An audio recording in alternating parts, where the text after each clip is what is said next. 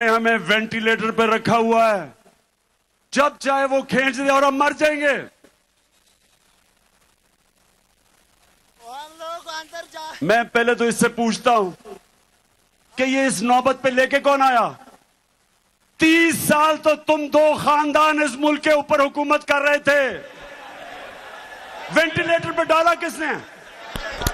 इस मुल्क का खुद पैसा चोरी करके बाहर महलात, अरबों डॉलर्स की प्रॉपर्टीज, बैंक अकाउंट्स,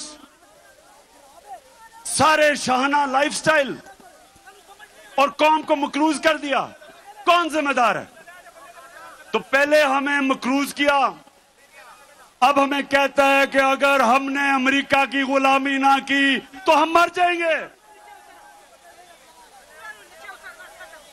अब जरा मौजूदा प्राइम मिनिस्टर, क्राइम मिनिस्टर,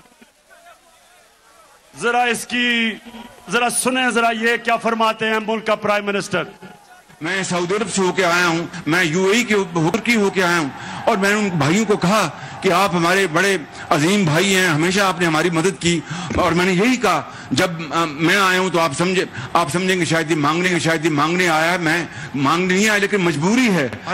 जिस तरह माजी में 75 साल में आपने हमारा हाथ बटाया है, कुछ अर्सा आप हाथ बटा। मैंने कहा मैं वादा करता हूं कि इंशाअल्लाह हम पूरी कौम हम मिलकर दिन रात मेहनत करेंगे, पसीना गराएंगे, अपने पांव पे खड़े होंगे।